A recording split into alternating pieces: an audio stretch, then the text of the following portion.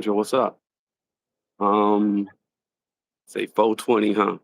You gonna be 420 and I ain't mad at you. All right, all right. Yeah, y'all. Welcome.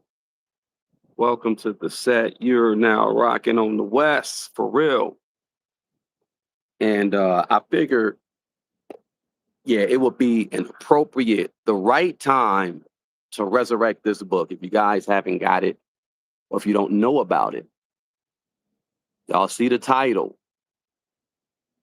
This goes beyond just Tupac, but it's so on point. It's very on point. This book here is called The FBI War on Tupac Shakur and Black Leaders by John Potash. And I believe I got this book right when it came out. I got this right when it came out. And yeah, since we are 1 week out from the state of Nevada versus Duane Keffe D Davis.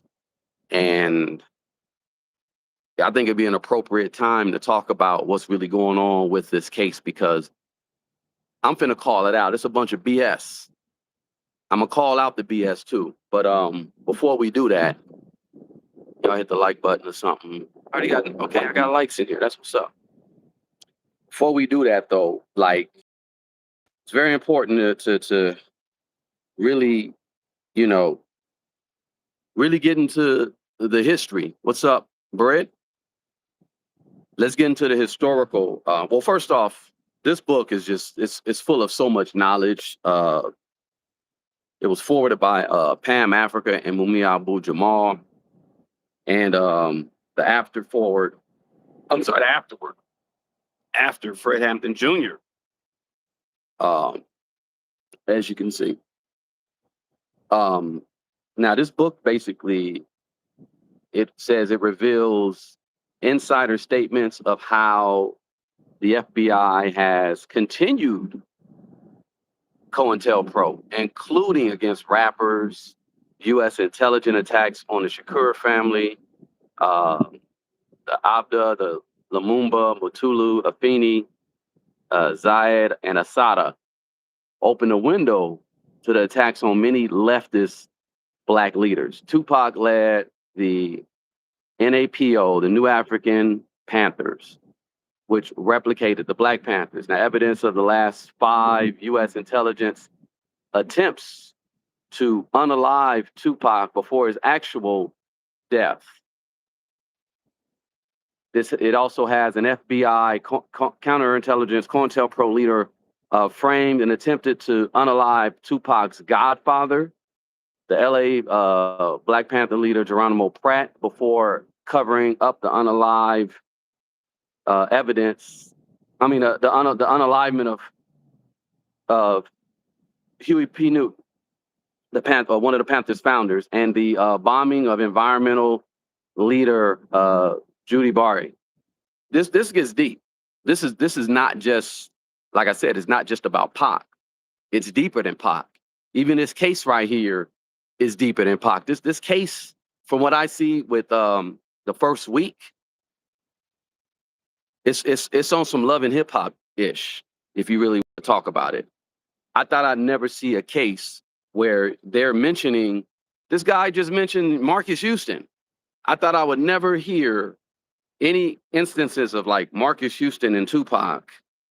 I mean, I get it. They mentioned DJ Quick. They mentioned who else did they? They mentioned a lot of people. It was very interesting. If you guys don't know, as of this week,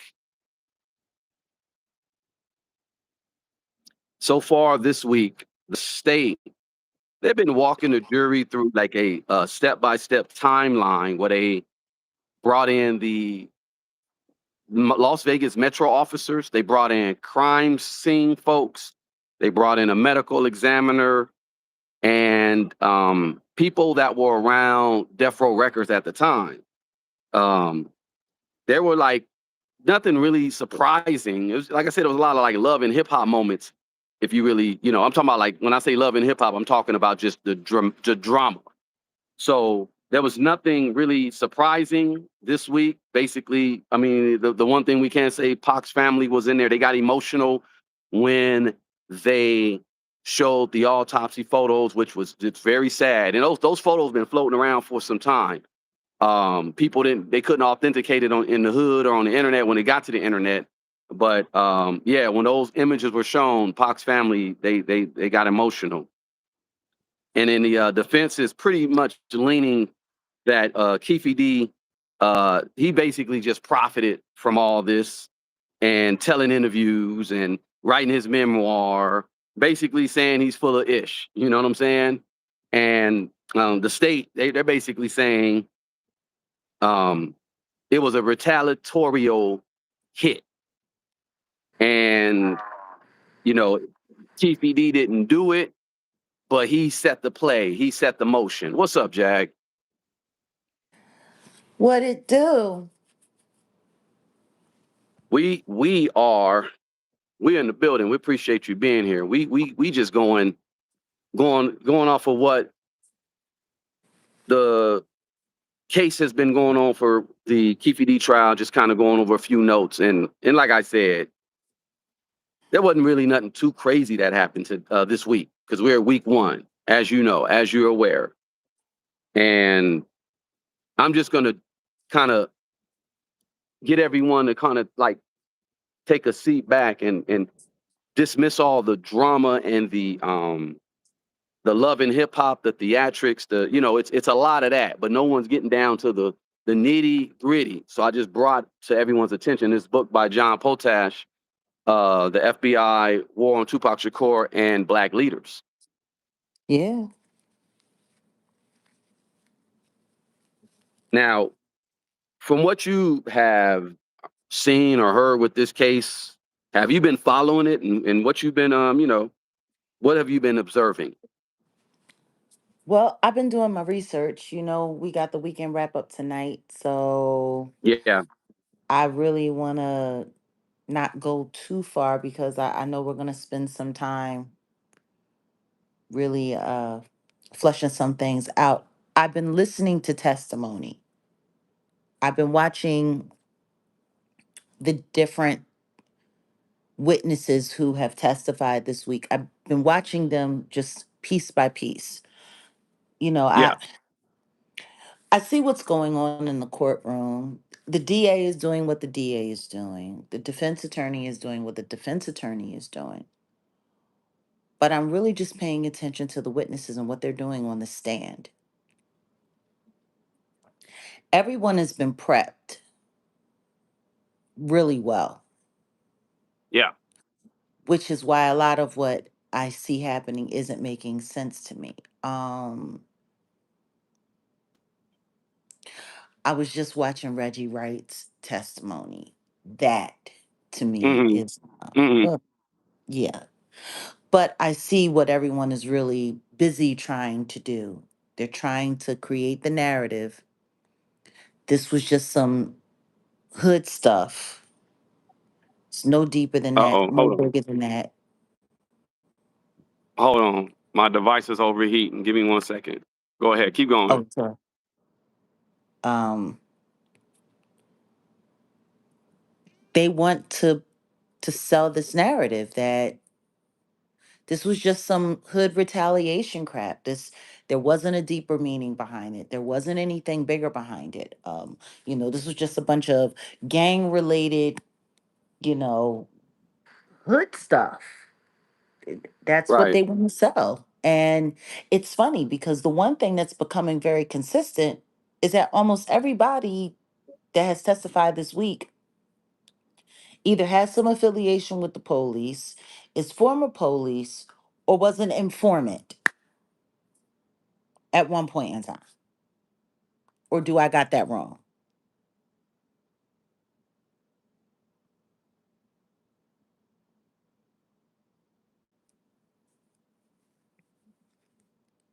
And Diddy's name keeps coming up. Those are the two things that really keep sticking out to me. It seems like everybody in hip hop is an informant. So yeah, interesting.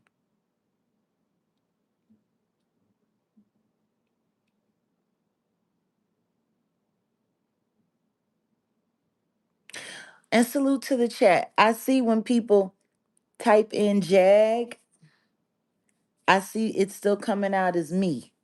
It's interesting. Or Suge's name is gonna come up, Ray girl. I mean, Suge's name is most definitely gonna come up.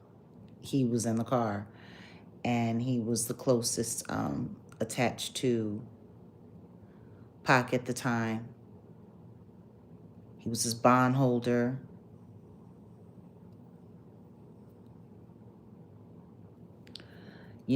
So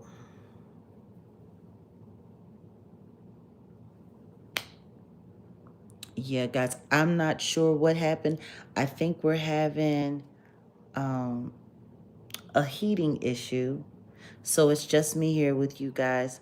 Could you do me a favor though? I would really appreciate it if everybody would hit that like button, go in on that like button.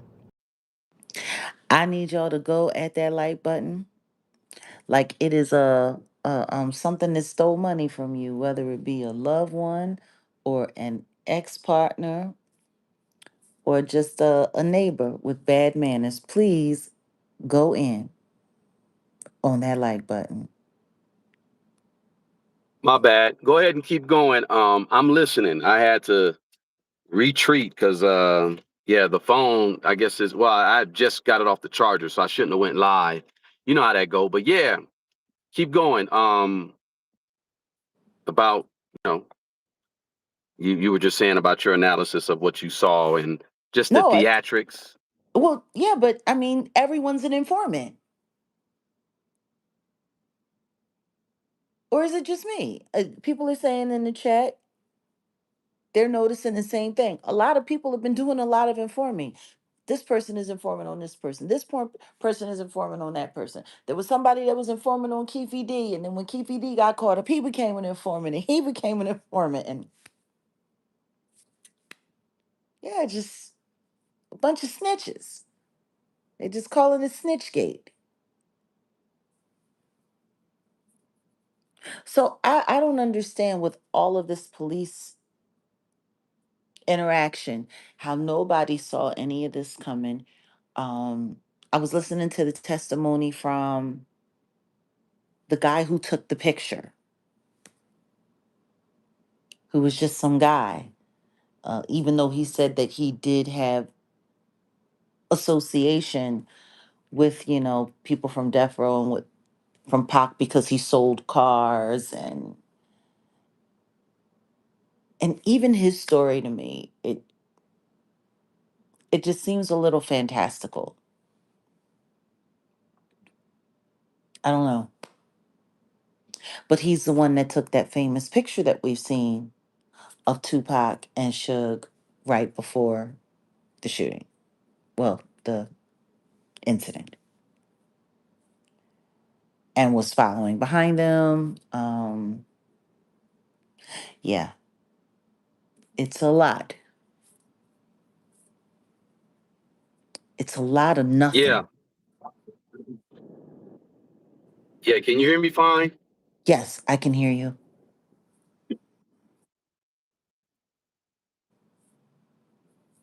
I mean, you're right about everyone who has come up to testify for the most part is CI informant, or they got some ties with the government, or they're straight law enforcement, except for, I guess, maybe Mob James, um, where he went up there and was just like, I'm not going to say anything to put this guy behind bars or blah, blah, blah, whoop, whoop, whoop. And Mob James was just gangster with it. He was like, they wouldn't have did me like this. If Pac would have, I would have unalived that fool. Like Mob James is a real Compton ninja. I can say that. Like, there's certain cats, okay, nah, this dude ain't playing.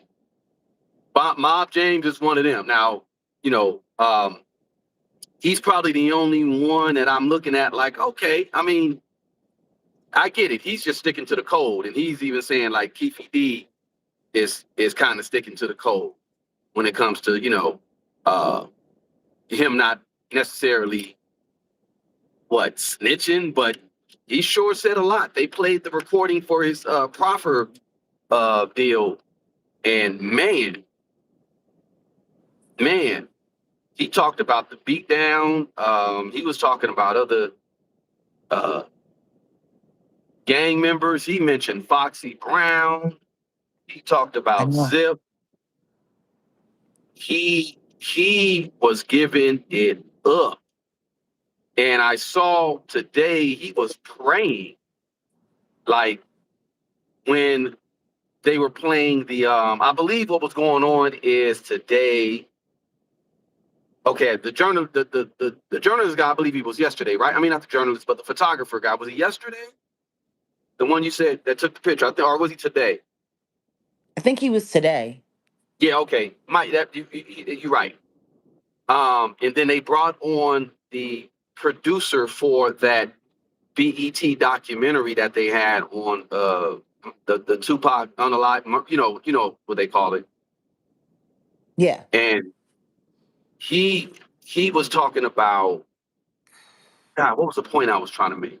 But he came on and he was just talking about Keffe D telling us everything, and then I guess they got to playing some of the uncut footage or video or sound, I would say. And Keffe D was like praying, like he was praying Yeah. because all that stuff don't look good for him, to be honest. And again, all they're doing is saying the state is basically that they just got to say, we know Keffe D wasn't the shooter, but he was the one that set it in motion. I know Keffe D's attorney was like, y'all ain't gonna be able to prove that Keffe D was in Vegas. But in his proffer deal, he's talking about he was in Vegas at the time. Like it's I a know. lot of contradictory.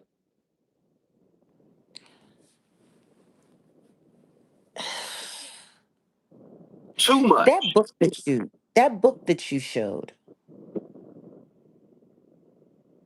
You say what?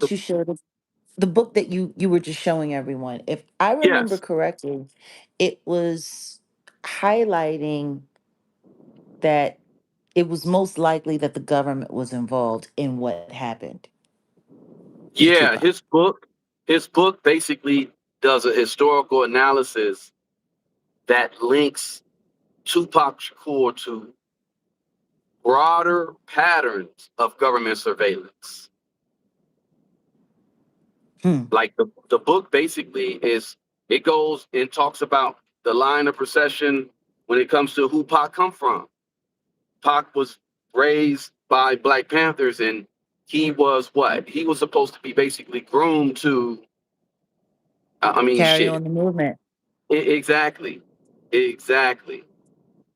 And And with a megaphone like rap music, and yeah, with him having the popularity that he had, he would have been very successful at that. there wouldn't have been an Obama if we had Pac. If Pac was alive still, I Pac would have been agree. president all day. I agree. I've always felt that way. So peep the play. It makes sense for them to intervene in hip hop because in all actuality, remember that meeting that they had in the early '90s? Remember that rumored meeting? But then a lot of people have come through to kind of confirm that yeah, they had a meeting about the direction where they're going to take hip hop because you Yeah. know remember we talked about Clive Davis. Yeah. Clive Davis is like coming up in the music industry was during the '60s when they had the flower power hippie revolution in the music, and Mm-hmm. he studied that, and then he became a big wig in the early '70s, '73 in fact, and that's well around '73 when the Yeah. so-called quote unquote hip hop was birthed, and he had what 22 years from the birth of hip hop to formulate a strategy that John Potash is talking about in his book, because they saw Pac coming. Pac Yeah, was born in 1971, right? I think so. I Yeah, believe June so. 16, 1971. Pac was Because born he in was, yeah, 71. 6 years older than me. Yeah. They saw Pac coming. Therefore, and then the funny thing is 91 is when, and I distinctly remember that one song by Digital Underground. Same Oh, song. wow. Oh We wow, what? lost you. Oh, no, we lost you. It sounded like a thunderstorm started. That's all. Oh damn. Okay. Well, I'm back. Y'all hear me? Yes. Okay. Pac situation. Well, let me just say this real quick. Tupac didn't really hit the scene until 91. I mean, he's been in and around hip hop, he's hip hop. But in 91, when Same Song hit, and everyone, like, at least in my hood, everyone went crazy. Like, this dude Tupac is dope. In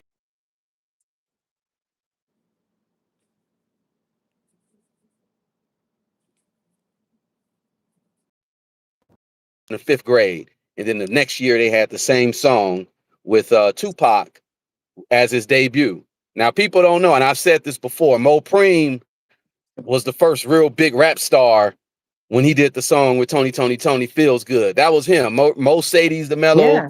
Quantum Nice fellow, Met 3T, I could rhyme a cappella. That was Mo Preem. So when I ran Right. up on Mo Preem the first time I met him, I'm like, man, I heard you did that verse for Tony, and that's what got Pac fired up, because Pac was like, oh man, and Pac the next year had same song, and the rest is history. But that was 91, and we got 91, and we got this meeting, this quote unquote meeting of everyone, like, okay, we're gonna do this, we're gonna do this.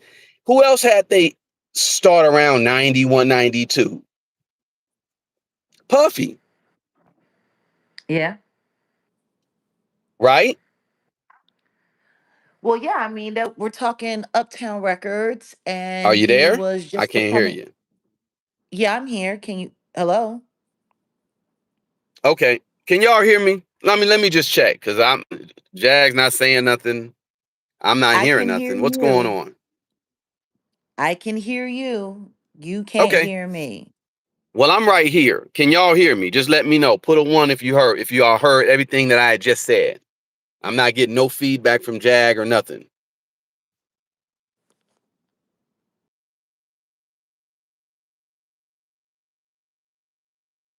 Okay, you hear us both? Well, Jag kind of dropped off, I guess. Okay. Well, I wasn't hearing Jag at all. Yeah. Okay, I'm sure she'll be back. But peep the game, peep the play. Peep the play.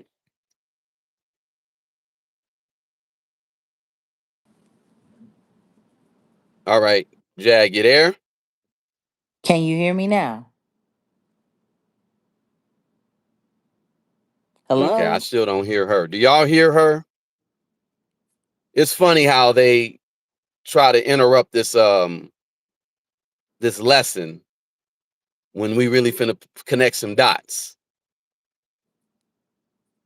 Okay, so if y'all hear her, press one. If you hear okay, if y'all, well, let me see. Maybe I got to do it like this. Maybe let me just pull up my own live, because I can't hear her, but I'm gonna pull up my own live so I can hear her. This is ridiculous. Um, but yeah, y'all check it out. Check it out. Y'all follow where I was going with the history. Jag, did you hear what I was saying with the history? Because I'm basically just about to connect some dots. I was essentially saying that a lot of things culminated around 1990, 1991. Hip hop was at its peak for the most part, with the popularity, a lot of stuff. And Yeah. then hold on, I'm trying to pull up, and then I can't even pull up my own account. This is wild. Settings. Really? Okay. So let me pull this up real quick because I can't hear you, Jag. It's crazy. Um, You can't hear me at all. Give me 1 second. I got to do this real quick, like this. Oh, wrong one. Okay. All right, Jag, say something. I'm here.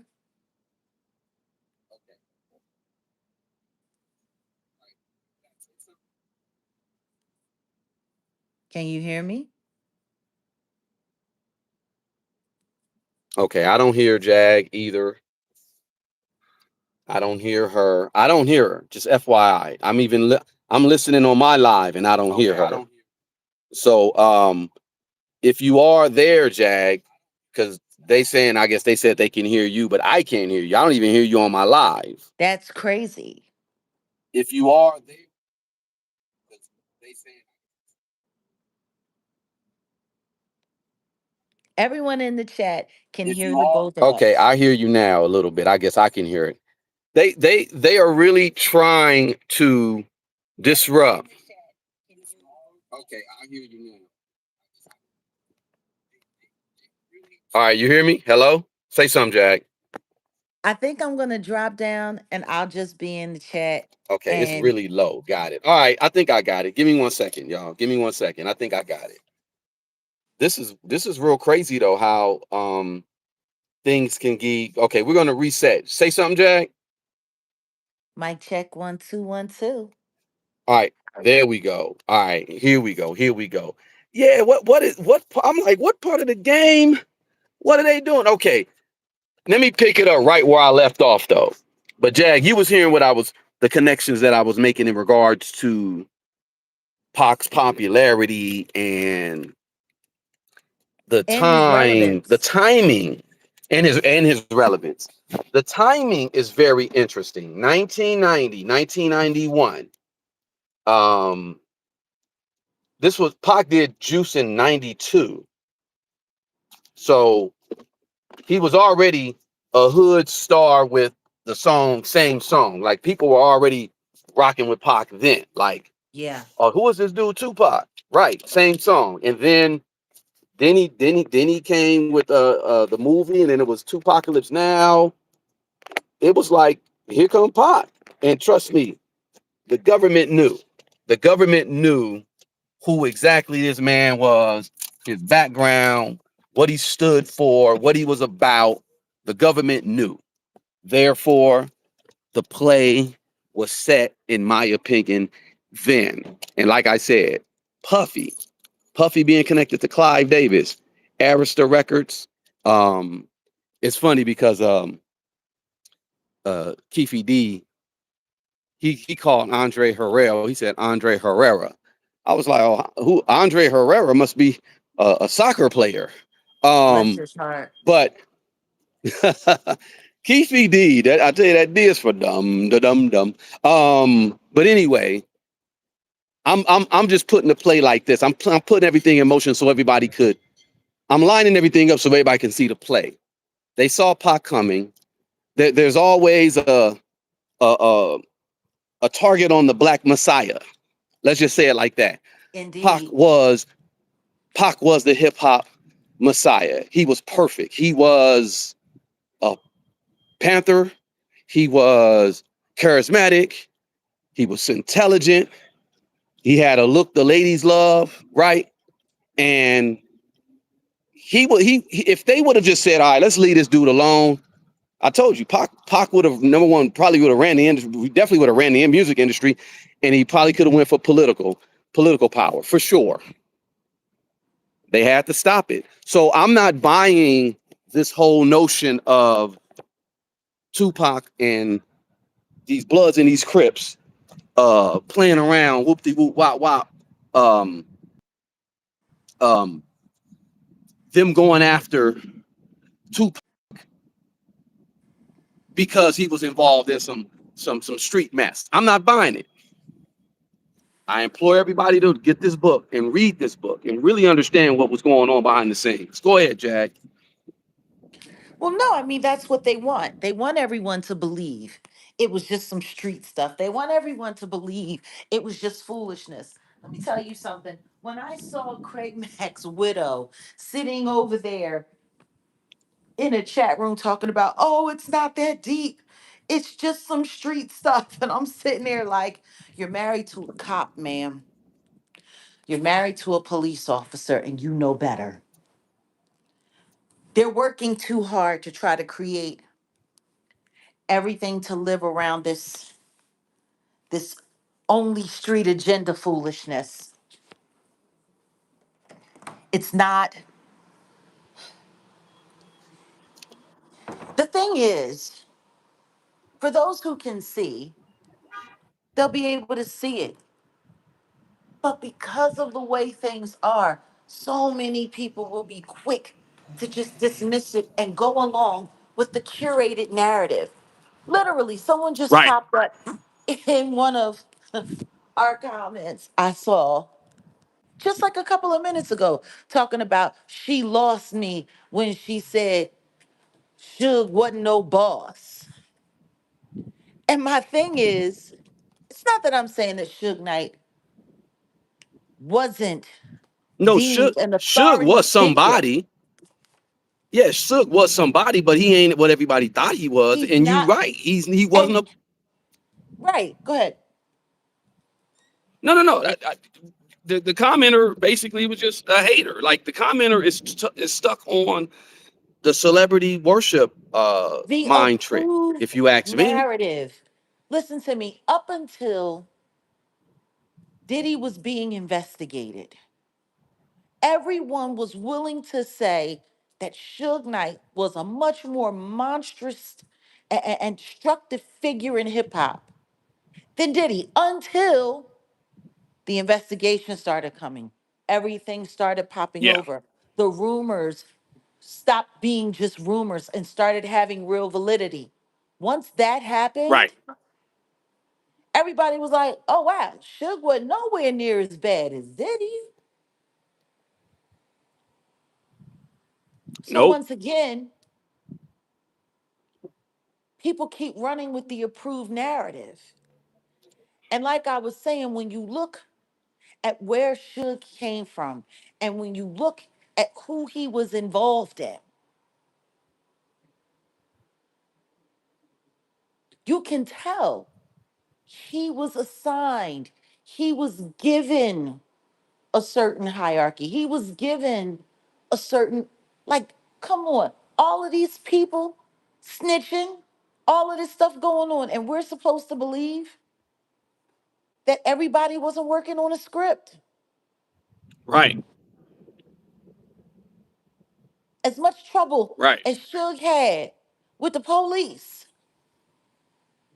and yet he was able to just bond Tupac out. Right. Like, nobody's asking questions. Nobody's paying attention to what's going on. So I got a theory. What if all of this was staged to control Tupac, to control his access, to control his movement? What if the only reason Tupac ended up at death row was to successfully set him up to be taken out?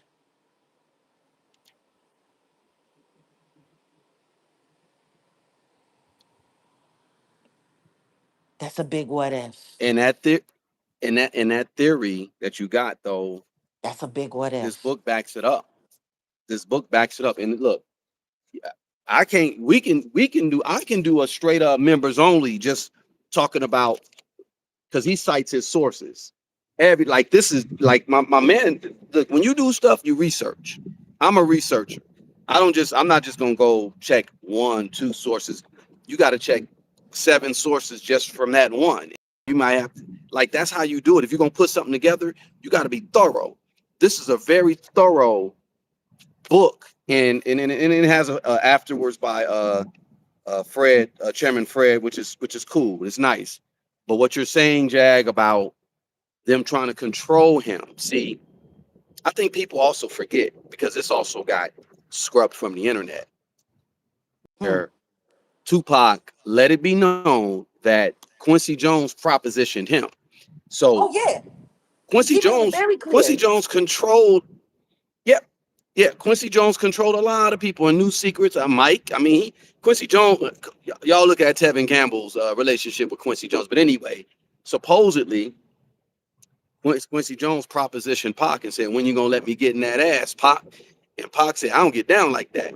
Now the thing is Pac wasn't supposed to say that in public, so they were using that as a way to say, okay, yeah, we could put it on QD and say that it was him. Like, well, he said that in an interview, and it got out there, and that's a no. And there's this this gay mafia situation, wop wop whoop whoop, and Pac ain't with it. See, I told you I was a story about the dude who played.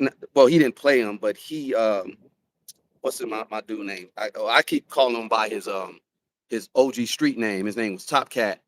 Um, but he Gorilla Black. He went by Gorilla Black, and he wasn't from Compton. I don't want everybody be saying he's from Compton. He was really from Chicago. But anyway, same thing happened to him, and he was supposed to play Biggie in the Notorious Big biopic, and he met with what's her boy name? Uh, Singleton, John Singleton. Singleton. And so, Yeah. yeah, and supposedly that was the same. Supposedly that was the same proposition that he had got from him. And next thing you know, they didn't necessarily unalive him, but they knew he had like, because dude was on, not to put dude's business out there, but dude was doing all kind of credit card fraud scams. Like a lot of y'all don't Right. get it. A lot of these rappers, they be doing all types. Like I don't say nothing. I be knowing, but I don't say nothing. But a lot of people in the entertainment industry, they're not eating just off of entertainment. They're doing scams. They're doing all types of stuff. But you ain't heard that from me. But anyway, Nobody's they eating knew off of they entertainment only. Entertainment nah, only especially doesn't back then. pay. It doesn't pay. No, exactly. So they knew he was into all types of stuff. So therefore, when he got proposition and he didn't get down with it, Singleton got on the phone and said, "Look, he ain't one of us." And then he got let go from the movie. They didn't. They picked someone else for the movie, and then he started having issues with Virgin Records because he was signed to Virgin. And then all of a sudden, he had these charges about credit identity and some credit card. They ended up giving him 9 years, and he's out now. And I forget when he told us this story at the barbershop, but long story short, I think it was after he got out. Um, they gotta control you. That's the point that I'm making. They gotta control you. They had Pac supposedly because he was dating Khadija, right? He When he data. dating Yeah. one of them, He was dating Kadada, Key Data. Kadita, And it's wild because Key Kidada. Data's she's more like when you look at it now, she was like a spy and a honeypot. Honestly, There you like go. There you go. Key Data was like the first Lauren London. Oh, oh, that's a good one. Oh, that's a good one. Yeah. And then Kidada was tied to, and the way that went down was crazy because Pac was talking shit about Quincy Jones, like, we need to stop sticking our dicks in these, what, I cuss, my bad, I wasn't trying to cuss.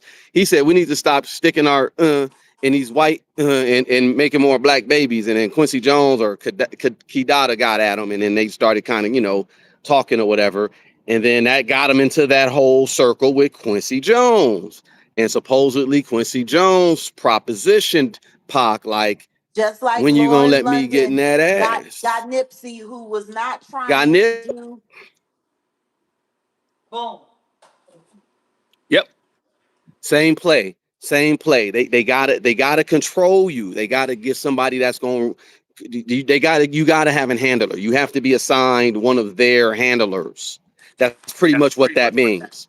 So Tupac though was Wait a already a minute. target by the Wait one government. second before you go any further. We have 72 people watching and only 29 likes. That's Oh, absolutely oh, yeah. Oh, ridiculous. okay. Y'all hit the like. If not, I'm getting up out of here because I could easily make this members only.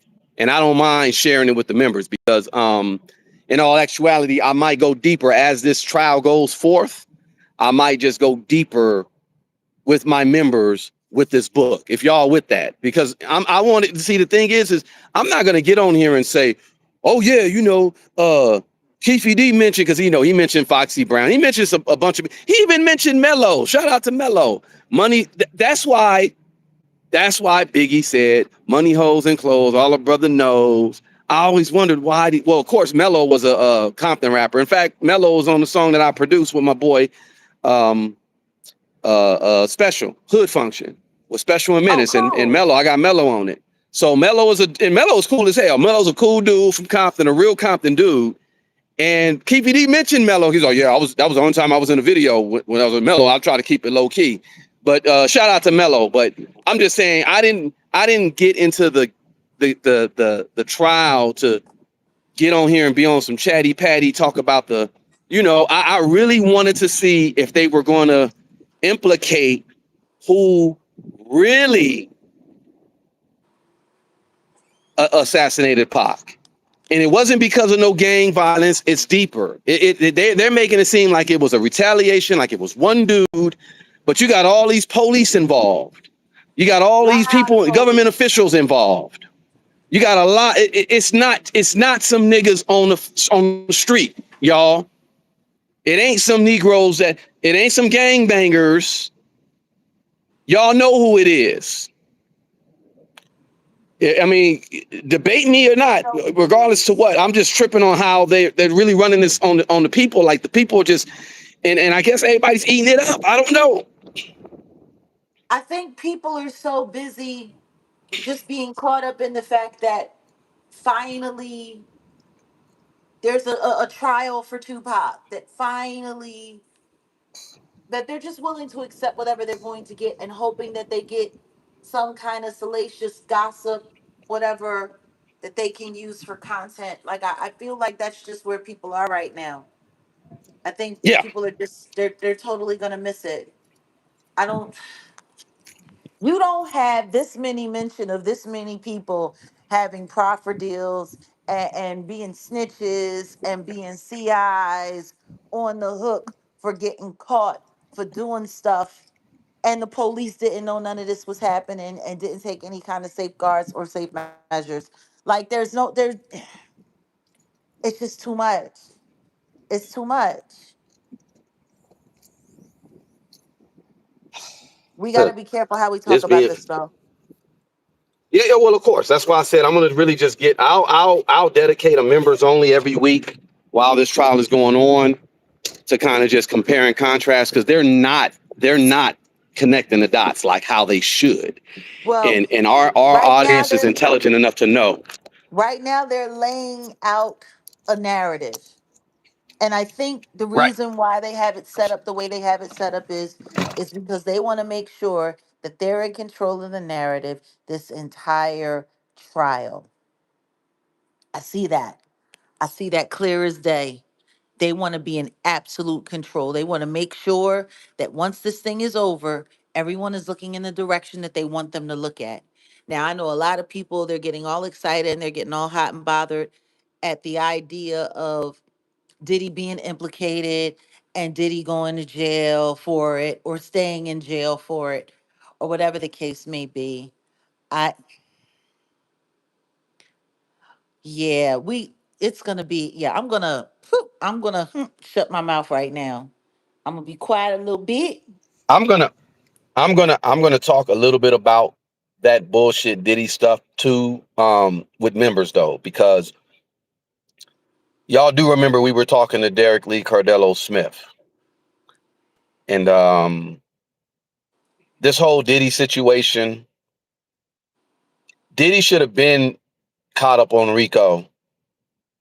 I know. Ben, not with just because of the Cassie situation. There's instances that happen. Well, as we can see right now, he's been like, so supposedly he paid Zip the bread, and Zip was like, I guess Zip supposedly, according to Reggie, I mean not Reggie, Keffe D, everybody came to Vegas, and nobody had any weaponry, and Zip gave them the weaponry, allegedly, right? So the way it looks, it's like if Zip if Zip was connected to Diddy,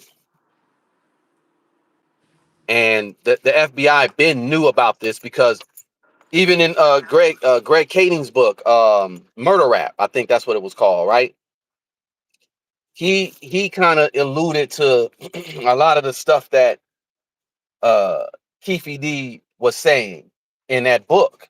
So all this information's been out. All this information's been out there, to be honest. It's just that certain people have been just looking the other way. They've been paid to look the other way. That's really what it boils down to. They were just paid to look the other way intentionally. So everybody knows Puff should have been caught up, but this guy has been protected. Why? How about we get on that? Why? Who in Detroit, who in other states have sanctioned Puffy to just let him just do what he do? Because he was protected. He should have been on some type of RICO charge. Been, because the government knew everything. You don't have this many confidential informants looming around and hovering around the same case, and nobody knew nothing. In the government, nobody knew nothing. It was just some gang stuff. Like, stop. And like I said, Pac had been targeted. You guys remember Yeah. Pac? He popped 2 police officers in Atlanta. And I'm gonna look deeper into that story, but I understand why now. If you read that book, the John Potash book, you'll understand why. Pac knew what it was hitting for. Pac wasn't a dummy. I'll tell you one He thing. probably thought, He probably put two and two together. Now, I was gonna say he most likely put two and two together about what was really going on. You know, when we talk about stuff and we bring up conversations like that book, The Harvard Report, and the fact that the CIA actually had people working inside record labels, and the fact that, you got all kinds of law enforcement working as security for rappers. We got like, there's too much. And then right before, like, I'm just sitting there thinking, like, right before this trial takes off, that other guy, the hip hop cop in New York, he just died. he died. Yeah. Because the truth is, he probably would have had some information about this as well, with all the intel that he was doing. I- I'm sure he would have. Yeah. And back to what you're saying, Pac probably figured it out last minute, when like you say, who in a right mind would, well, no, who has the wherewithal to get Pac out of jail and pretty much have him under contract, and then they pretty much, there was a job that needed to be done. Pac probably figured, especially when because supposedly he caught a cab to the MGM. He was waiting on Suge, and Suge was Sugar Bear. He's a princess, right? He's taking all day getting dressed, like normal superstars do, right? They take all damn day. Pac was like, man, I'm ready to go see my boy Mike Tyson. Y'all tripping? He hopped in the cab, and then there was rumblings of Pac was just like, yeah, I don't know what the contract was for, but that All Eyes on Me made a lot of money. And I think, they said, Machiavelli, the 7-Day Theory was supposed to be like a mixtape, but they ended up making it like an album. He was pretty much, his contract he already fulfilled his obligations for that contract, I'm sure, and he was And ready that to just do case his was own thing. still hanging over his head. Right, right. Control, right? Control. They got to control. Y'all hit the like button. I'm not gonna go too deep because I'm just not liking what's going on with the audience. But the members, y'all know, I'll probably do a live tomorrow, and I'll get a little deeper into this book and just my theories of what's going on and why they're not, the elephant in the room is why they're not pointing that out. Why they're not talking about the elephant in the room. Um, but yeah, Pac was ready to get up out of there. Biggie too. I heard Biggie was ready to, of course he knew, because Puffy was basically like, yo, you writing for Junior Mafia, Lil Kim, blah, blah, blah. I need some of that. Where's mine? I've heard that before. Want some, Yeah. where's my cut? When it's like, dude, this is not you. This ain't none of yours. So Biggie was already hip, like, yeah, I'm going to go ahead and. So imagine if Biggie and Pac said, all right, we cool off Bad Boy, we cool off Death Row. And Biggie and Pac were homeboys. I don't think people really, it's always been like, they've been nemesis and stuff like that. Biggie was the one that told, hey, man, you hanging around some dudes that talking about Haitian Jack like that. I wouldn't be around that dude like that. And yeah, Biggie and Pac were cool. If they would have made it through, hip hop wouldn't be what it is right now because Biggie and Pac would have had their own label. Imagine how many East Coast dudes would have signed to Biggie. Imagine how many dudes out here and everywhere else would have signed to Pac's label. It would have been a wrap. Would have been a wrap. But here And we there would be are. no Here way we to are. control that. There would be Yeah. no way to control that. No. No. Wouldn't have been no Jay-Z. Probably would have been the commission because he always talks about, yeah, Biggie was around. We would have the commission. Yeah, okay. But that probably would have been it.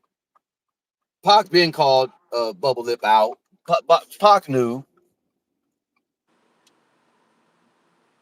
But anyway, it's just hella frustrating to me. And I got to learn to just not get frustrated because Well, see, I do like, we still are suffering from the effects of long term post traumatic stress disorder based off of that whole thing. Like, I don't think people really realized taking out Pac and taking out Biggie in such a short window of time, it really screwed Generation X. It screwed us up psychologically.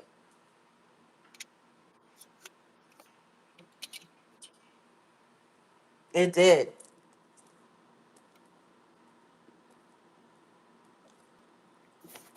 It was mass let me see trauma. what y'all.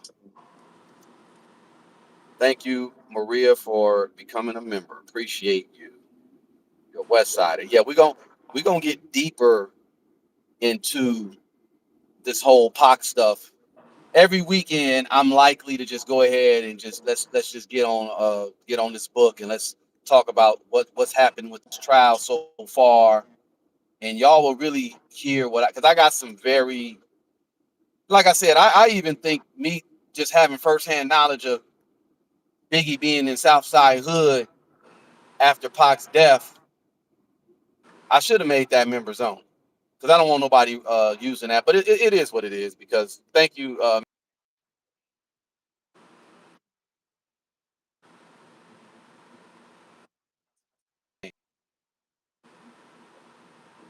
um, yeah, I think people though, as far as like next, well, let's hope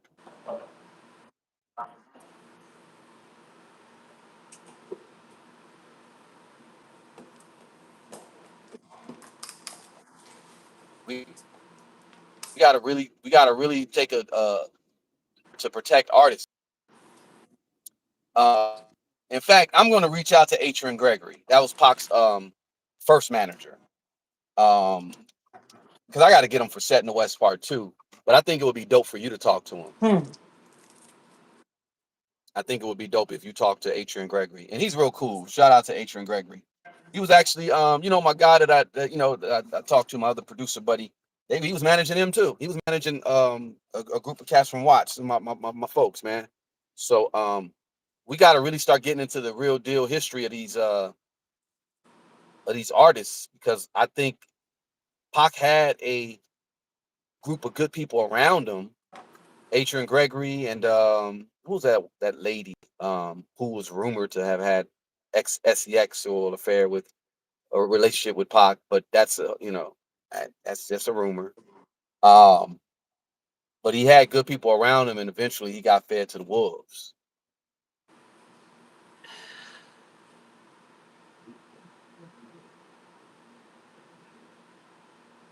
Ain't it always that way? That's how it be. They fatten you up like they're doing the American public right now. They fatten you up to lead you to the slaughter. But I'm not going to talk too much about all that, because then Um, yeah, can y'all please hit the like button? I appreciate everyone who is here. It's got a new number one. Ray Girl is number one, and then Britt is number two. Barbara Martinez. I'm sorry, Barbara James. I'm thinking of Rick James. Maria is four, and humbly grown. Appreciate you, Myrna, and the poetess. Is that it? The poetess, Christopher. Appreciate you. We got the top people here. Everybody in Mary A. Yeah. Yeah, appreciate you. Mary says it's overwhelming. I can't even keep up with all the stories and people. I want to hear what you guys really think. I want to hear something real. Yeah. Well, thank you for becoming a member, humbly grown. Appreciate you. Yeah, I'm gonna dig a little deeper into just what's really going on with this case. Obviously, just pay attention to what everybody's talking about. All they're gonna talk about is the gang stuff, the salacious stuff. They're not really getting down to what it really do with who's really pulling the strings. And like Jag said, Suge ain't wasn't the boss that everybody thought he was. Let's keep it a bean. Puffy wasn't even the boss that everybody That thought he everyone was. thought he But was. Exactly. you say what? No, I'm saying none of them. Just like Jay-Z ain't the boss that everybody want to believe that he is. None of them are. Right, right. You got what do you call them? Overlords, and what do you call them people? Underbosses, right? And then you Foremans. got the real power. You say what? Foremans. Oh, there you go. And then you got the people who got the real power, and a lot of times you don't even hear their names, and you don't even know who they are. You're not. They're corporations. They're corped up. Yeah, like people really got to start really, we'll take the deeper dive, and we still got to play it safe. It's funny because the guy who was on the stand today, the filmmaker That's who so did the funny that film for, he back then he was selling cars, but now he's after taking that picture, he's into filmmaking. no, I'm talking about the white guy, not the photographer. You're talking Oh, about the photographer, the white guy. Yeah, that's crazy that he transitioned from that to that. yeah. But it makes sense. It makes sense. Who I'm referring to is the white guy that had to deal. I guess it was with BET, because he ended up distributing it on a lot of places, but he did the documentary, and he came up to testify, and he was worried about Puffy and his reach when he did that documentary, because he said at the time Puffy had a lot of pull, and he got sued, or he got threatened to be sued twice. One by Puffy and one by for using the song. Was it "Hit 'Em Up"? Yeah, I believe it was. It was one of the songs. But overall, he was like, yeah, I'm kind of like scared to put this project out or whatever because of Puffy. But nobody ultimately sued him. Um, yeah, you seen his testimony today, Ray Girl? Yeah, and appreciate who was that? Jade Gavin became a member. Thank you. Appreciate you. Appreciate you. And also, oh, we have Humbly Grown again. Okay, yep. Thank you for being a member. Yeah, I gotta start just doing my members only stuff. If you are a member, y'all look at a few members only that I did not too long ago, where I tied in this anime project to them e-files. And all I do is I just present stuff to just kind of make you think. I'm not really big on the whole conspiratorial stuff because I'm very big on, like, you got to give me evidence. I do documentaries, so I'm a research and I gotta have evidence. So I don't really do too much of the conspiratorial stuff. But if you look at some of the members only stuff that I got, I'm just pointing in the right direction. Like, y'all check this out. This interesting, and that's all I do. Just like with this situation, I'll likely just get into this book. There's many references in this book about Bubba Lip Sean, aka Jay Z. A lot of stuff, and we're gonna just go get into it. But it's primarily talking about Pac, and it's very interesting with this case. They're not talking about what really happened. They're not They're talking talking about around it. what really happened. They're talking around They're it. talking way around it, and it's All sad. It's around. sad, and the American people are just kind of just, oh, okay, all right. Like, it's sad. My thing is, If after the way everybody got jerked around with Diddy's trial, because that was a mess. The optics were a mess. The narratives were overblown, and everyone was so caught up into the hype of it all that nobody paid attention to the fact that they didn't go over any of the real evidence. They didn't bring up any of the victims that should have been brought up. Like, you remember, even after, like, around the time of the sentencing for Diddy, that chef that came forward talking about how afraid she was for her life. And even when Yeah, she said that part of the reason why she wasn't, she chose not to testify was because she wasn't being protected. She wasn't being protected even right. during the grand jury aspect of it. And her information got leaked out there. So it's like,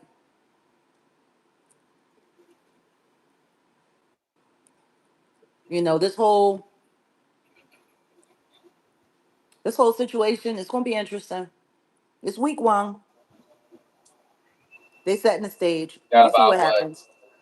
4 or 5 more weeks or something like that. 4 more weeks. It's just warming up. But I'm looking forward to getting into a little bit more of this later on tonight on the weekend wrap up. Yeah, yeah. Y'all, if y'all ain't subscribed, please go check out Jaguar's channel. And yeah, we're gonna get a little bit deeper into this conversation. That's pretty much it. Um, Let me get up out of here because I gotta handle some business. But yeah, we pretty much ready for this weekend wrap up. And yeah, it's gonna be interesting. Hmm. I appreciate everyone who's followed through, became a member. Appreciate y'all. I'm gonna definitely do something tomorrow. We're gonna get into this book and we're gonna go deep. I'll hit the like. Peace. Peace.